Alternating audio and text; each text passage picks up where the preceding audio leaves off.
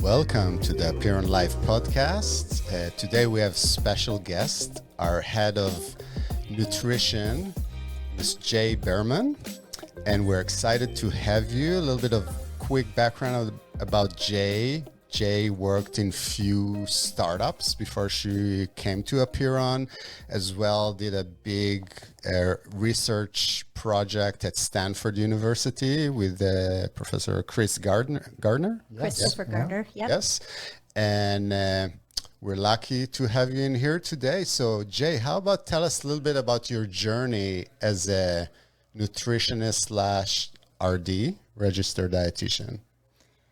Okay. This could take the whole podcast. Well, a lot of it started in Israel. Uh-huh. I would say, in a quick nutshell, I studied abroad in Israel and ended up traveling to about 15 countries while I was abroad. And all of them had such a beautiful relationship with food. And it made me think, why is that not happening in the States? Most people in the States at that time, the Atkins diet was big. So everyone was starving themselves. And in Israel, we were enjoying pita and all the delicious foods. And I felt healthier and better than ever. So when I came back from my year abroad, I decided not to I finished my finance degree, but I decided not to take a job in finance to my father's dismay to this day. And I became a yoga teacher, which is exactly what he wanted me to do. And you're still here in San Francisco. Yeah, technically LA. Yoga training was in LA for 2 months. An LA yoga instructor. Exactly. I love it. Yeah, neither of you know this story? No. Okay. This is so good. I'm so glad we're doing the podcast. So now We've worked together for 4 years. I'm in yoga training, and of course, I'm going to become a vegetarian because that's what you do. Yeah. And I felt terrible, like couldn't even get through the day. And so then I started thinking, maybe what you eat plays a really big part in this whole story. And so that led me to doing research on programs. And then I ended up at Columbia for a joint degree in nutrition and physiology. Came back to San Francisco, residency at UCSF, didn't want to go into clinical medicine. So then ended up at the Bay Club for working with people in training and nutrition. Fast forward a handful of years, paleo diet was really popular.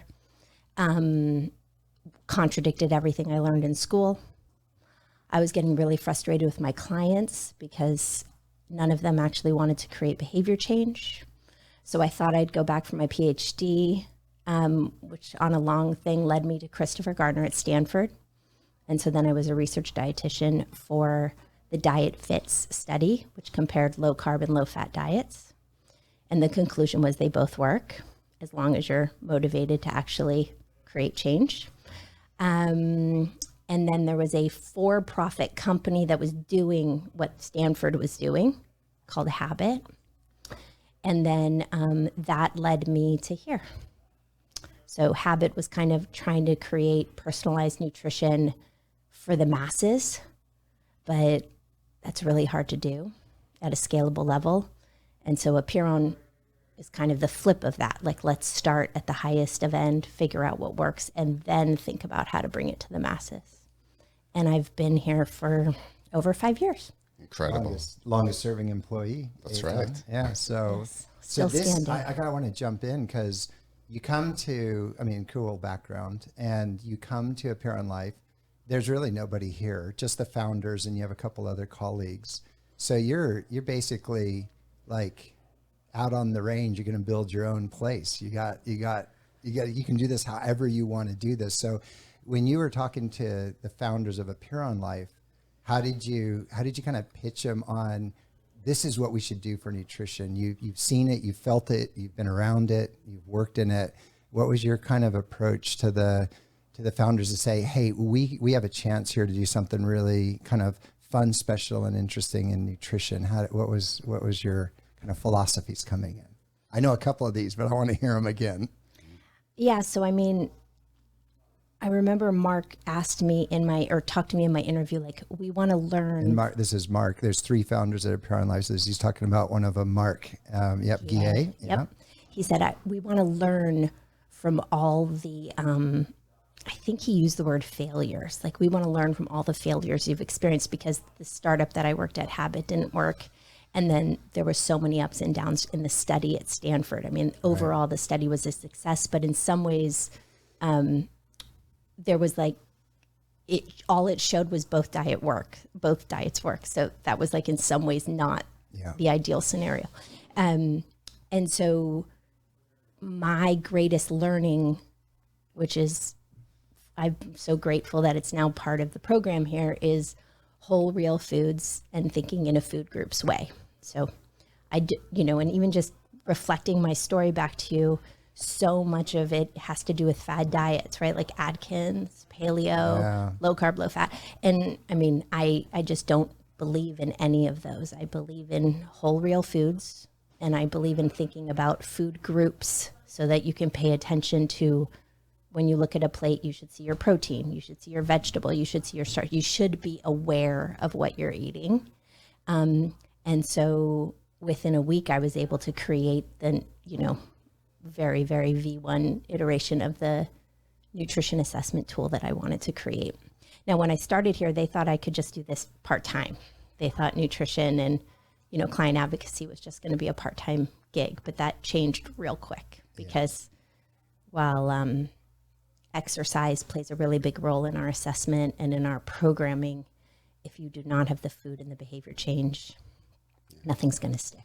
Jay, I want you to touch a little bit. You mentioned twice already behavior change, and I'm like never thought about it until I came here and basically talked to you. Can you talk about it a little bit as far as it relates to nutrition? And I know for me, it's probably the hardest part to change is the nutrition part. And you didn't have to think about it before because you were working with athletes. Yes. So they're ready to go. They're at the highest level of motivation. Most of them. Yeah. And they have like a really clear reward. Yes. If I do this, I will get this. While most people don't have that in their day to day. So at the simplest of levels, right, behavior change is why people do what they do and what to help people actually have a new habit or behavior stick. And so most people don't pay attention to why they do what they do. So like if you did a quick snapshot of like the first hour of your day and like your quote unquote morning routine, most of us aren't really don't have that consciously planned, like I start my day with some gratitude to, for my morning coffee machine working. I start my day with, water to hydrate myself, or I start my day with coffee to, give me a caffeine alert, or because it's a cozy ritual. Most people, it's like an hour into their day and they're like still blacked out, like what just happened? They're rushing to get their kids or work or emails or screen or news. And so if you could be more thoughtful about why you do what you do in a day, then you can actually take ownership and say, well, I want something different. An hour into my day, I actually want to get some exercise in.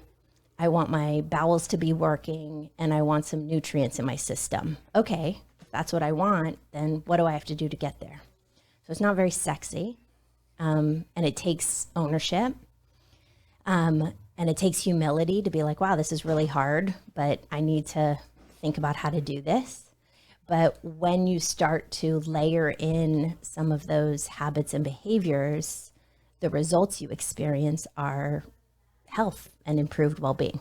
And you do it through conversations and counseling type almost. Yeah. So, I mean, we're working on how could we do that through like digital engagement of apps and whatnot. So that's brewing. But predominantly at Apeiron, it's done via verbal communication or, texting and email.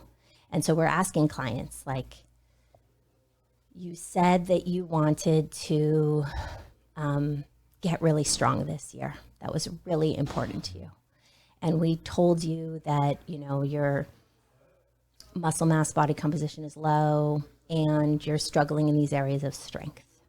So we gave you a program around how to get you there, but you're not doing it.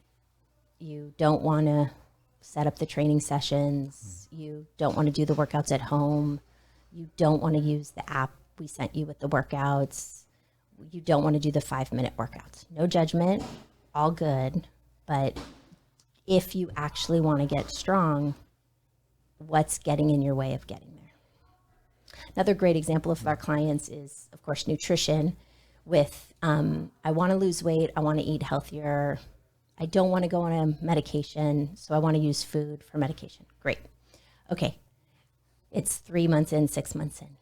I haven't lost any weight. I'm running around like a crazy person. Work's got me booked nonstop. I'm on calls all day long. I'm traveling 2 to 3 weeks a year. My kids are going through a lot. There's been a family life event. Like, it's all happening. It's there, but then it's preventing them from eating. So we send them maybe a meal plan, or we send them some meal delivery services, or we tell them what to eat at a restaurant, but it's still not happening. And so the conversation can lead to, do we bring a chef into your home to help you actually cook the food for you so the food's presented to you? And clients will be like, I don't need a chef. That's crazy. I can do this. But they can't, because life's really gotten in their way, which is totally fine. So we're constantly trying to figure out, based on where the person's at, how can we meet them to do everything we can to make those behavior change things stick. I like it. And it's got me thinking, you've said we a lot. You said we.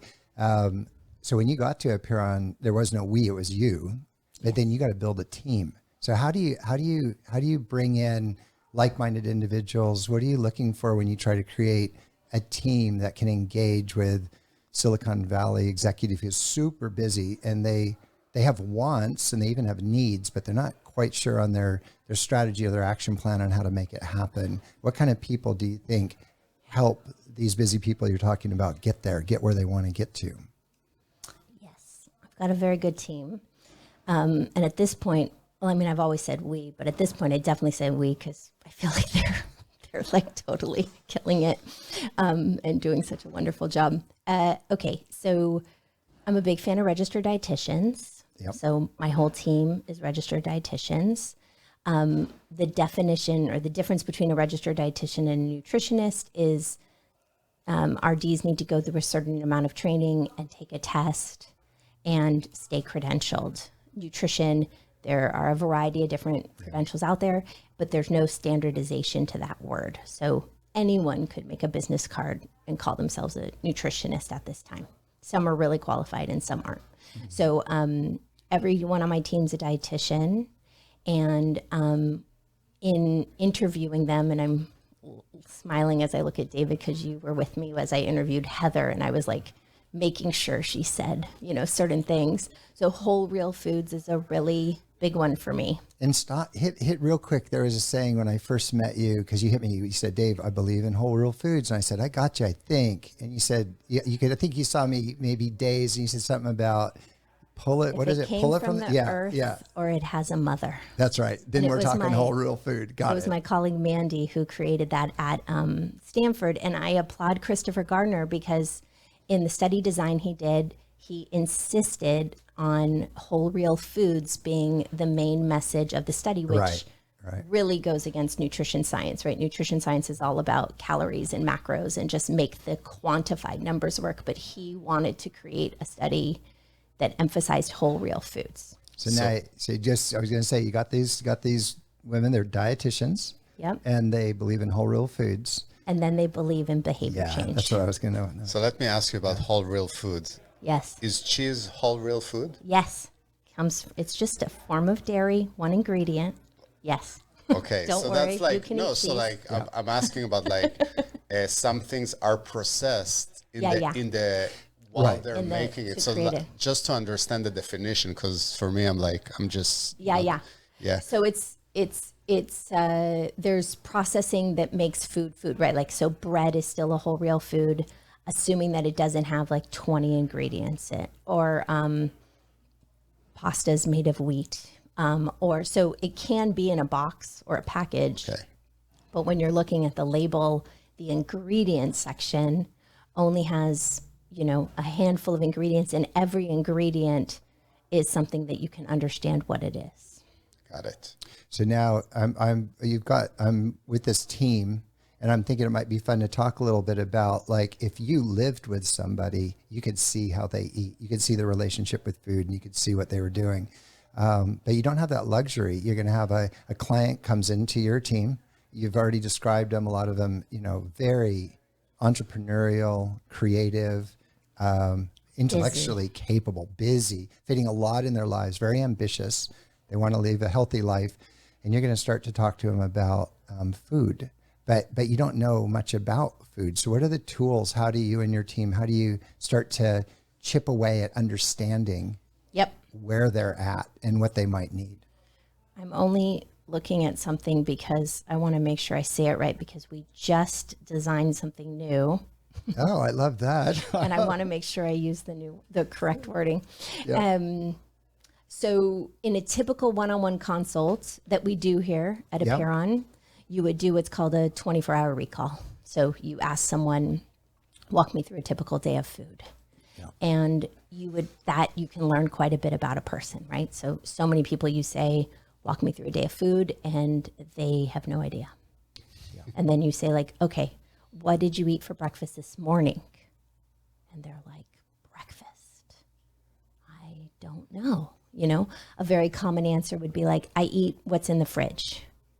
Okay, well, like, you bought, or someone close to you bought that food in the fridge, like, what's in the fridge? So not only can you get an idea of what a person's eating, but you can learn a lot about someone's relationship with food, because many people are going through it really mindlessly. And many people are like, I eat, 2 slices of bread, 200 calories each, 4 ounces of turkey, 1 tablespoon of mustard, 1 slice of lettuce, so like some people are very specific about it. So when we're in a one-on-one with someone, we might do a 24-hour recall to help us understand not only what they eat on a typical day, but then also their routine throughout the day, and get some insights into their relationship with food and wellness and overall awareness. That's not scalable, though, of course. So then we've been developing over the last 5 years this concept around nutrition signals, which is a version of another validated assessment tool, which is called the food frequency questionnaire. Right. In a research setting, you would ask someone to, it takes, over 20 minutes for someone to fill out this questionnaire of all the foods that they've eaten, on servings on a typical day over the last 3 to 6 months. So we developed something where they're asking about all the different food groups, as well as the quality of the types of food and the timing of the foods, to develop our nutrition signals questionnaire. Dun, dun, dun. I love it. Very exciting. I love it. Let me ask you, how many times there is, you look at the questionnaires and everything looks, it's pretty legit. Like, the person looks like they're eating healthy, and then you look at them and like, how is it possible? There is some disconnect here. Yes. You're not saying they're lying. No, but just like sometimes, maybe people are not as mindful. Yeah, or it's don't a have great question. Yeah. I don't know statistically at Apeiron, but overall, they don't match up, which is why a lot of these digital tools are tricky, because, there is actually data that shows that just the act of writing down in a food journal is helpful. Yeah. However, the majority of the information is false, right? So even if you're lying to yourself, the fact that you're documenting it and just being aware of it is helpful to keep you on it. So the majority of people just don't report correctly.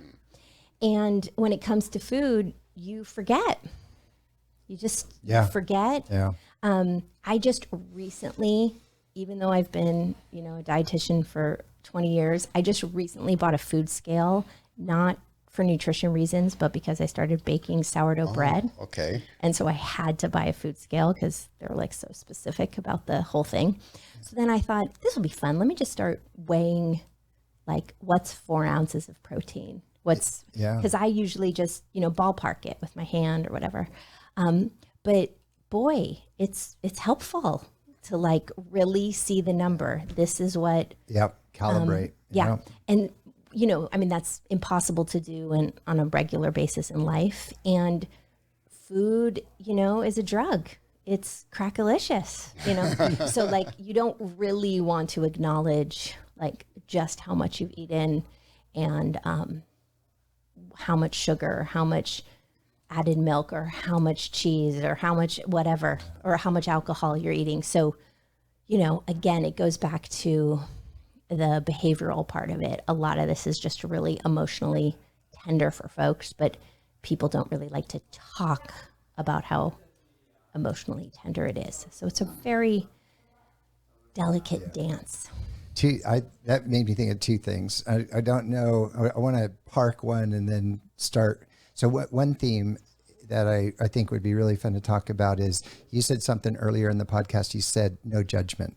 And let's talk about that a little bit. How do you, like, if I'm feeling a bit heavy and I don't want to be heavy, I'm good at everything in my life. I've made a lot of money. I kick ass in school. I'm killing it with the family. Like, I do not like to be a loser at anything. And I feel heavy. Mm-hmm. How do you engage with someone? How do you embody that no judgment as you start to work with somebody with their food? Well, I don't think my team struggles at all with coming into a space with a client with no judgment. Yeah. The issue is that it's so hard for the other side to believe that we're not judging them. Yeah, there you go. They just, it's really... to trust that there's, They just, you know, I mean, one of like my most beloved clients here, I've been working with her for 4 years, and she still is like, Jay, I'm afraid to tell this to you.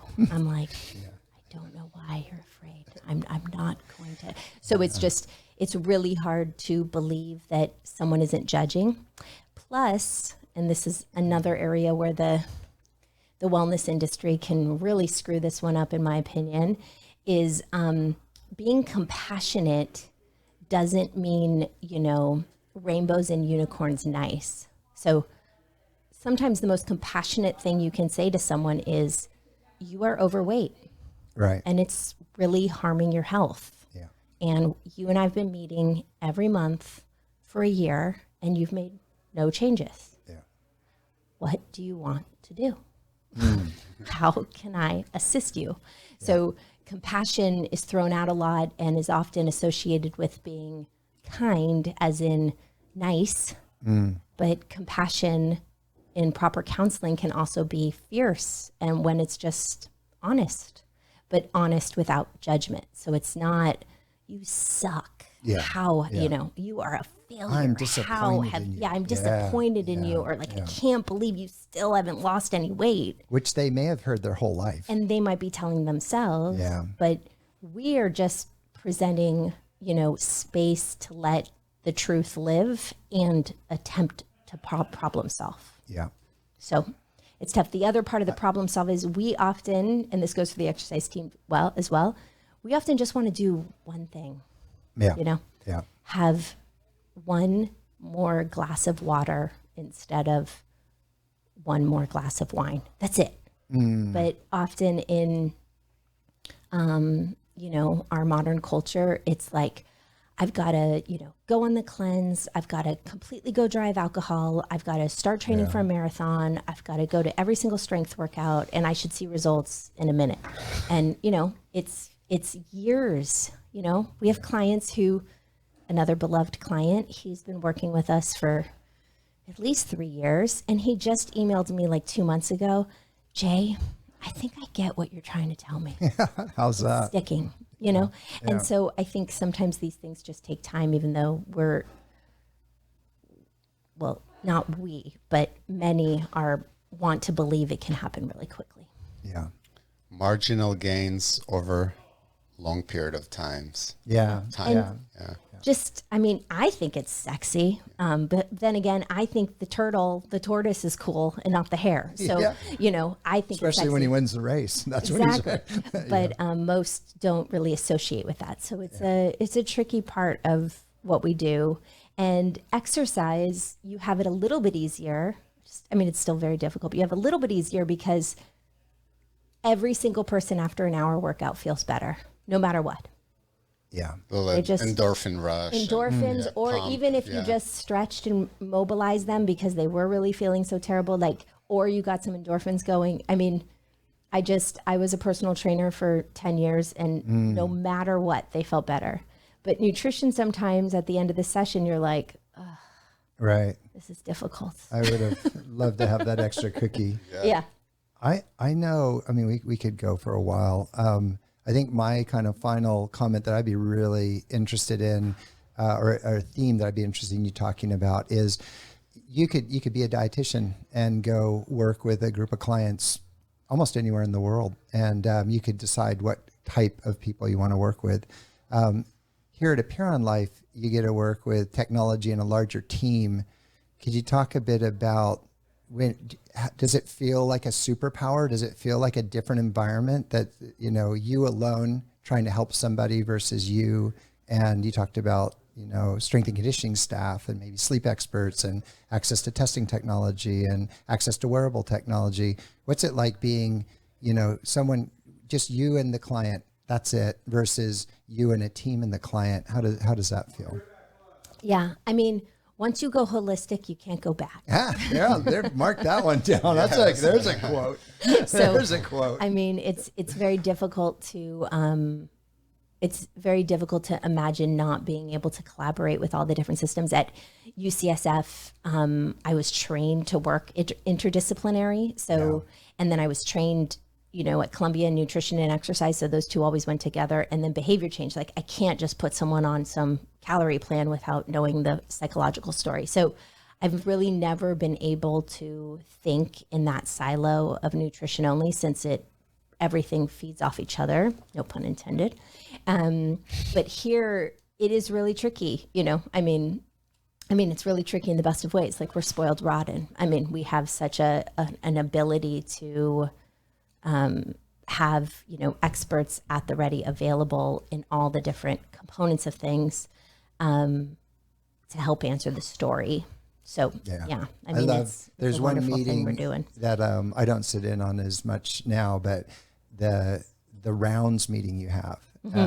Maybe just talk about that a little bit, about how, essentially you're going through a client and a whole team, almost like a clinical rounds, isn't it? Yeah, which, the whole team has been exposed to, most of the exercise team was exposed to it more in an athletic setting. And then the dietitians were exposed to rounds in a clinical setting, like in hospitals, going room to room. But again, it kind of reinforces that brainstorming with people, right? Like, we all show up with quite a bit of humility of, like, we think we know how to help this client, but this isn't working and this isn't working. Anyone have any ideas of what we could do? We share tricky moments, and it could be anything. It could be, we recommended this thing to a client and it caused a problem, or like, hey, we tried this product for a person and it didn't go well, so we can share that. But it could also be, I told this client this thing to help them behaviorally, and this is what they said back to us. Like, I never would have thought that's how the person would have interpreted, but if that's helpful to all of you, like, that's coming up. Or, there's new medications, there's new programming, there's all these different things. So we go name by name, but the idea is that, and so the client advocate for the team member, or the client, and the movement and exercise lead, they're always sharing, but then all of us are kind of joining in to kind of decide how to problem solve, what to improve on, and just to keep learning, because things come up, right? Yeah. Caring and sharing. Yes. And we might not have the answer, but my colleague might have it. So sometimes have a little bit different views with different experiences can create like a whole different story that we're not even aware of. And the part I really like about listening in on those meetings is, Jay, you're a dietitian, but you're also trained in exercise physiology and behavioral change. You got a broad, yoga instructor. Eitan is strength and conditioning, athletic training, motor learning and developing, magician, charismatic partner. And so people they have their area of speciality, but they're also very aware of the terminology in the other areas. And I think that makes a really nice mix. So, yeah. And so when we were building this place out, originally it was just going to be like, the founder's vision was this client advocate was going to be the quarterback. Right. But what then quickly happened was we wanted the exercise lead and the dietitian nutrition lead to both have a say in the team. Yeah. And so the clients are getting both of those voices continuously. I think we've covered a lot of good stuff. I had my final closeout for you that will just leave us all on a high is, what's it feel like when you work with a client for a year and they come in, they get tested and they're just like, Jay, this was unbelievable. Like my life has changed. I feel healthier. I feel happier. I feel in control. What does that do for you? What does it do for me? Yeah, we know what it does for them because they're loving life. But how does it feel from your side? Because you're like a helper, a giver, a supporter. Yes. I mean, it obviously feels wonderful, like making that impact or people getting better. But at this point, like, I know it works. Right. Like, I'm not surprised. Yeah. You know, this happened with you and me, David. You'd be like, David, or you'd be like, Jay, can you believe this person lost 30 pounds? I'm like, no, that's exactly what should have happened. They're doing exactly what should have happened to help them lose 30 pounds. So often it's not the results that impact me so much, but it's more just like seeing how it sticks. You know, like seeing how the person's like, this isn't as painful as I thought it was going to be. Or like, wow, I can do all these other cool things that I didn't even think about doing. And now I can do that. So seeing how like the ripple effect of the behavior change and seeing the ripple effect of like how the habits can feed off each other and more can happen. That's very cool to watch. It's great. Yeah.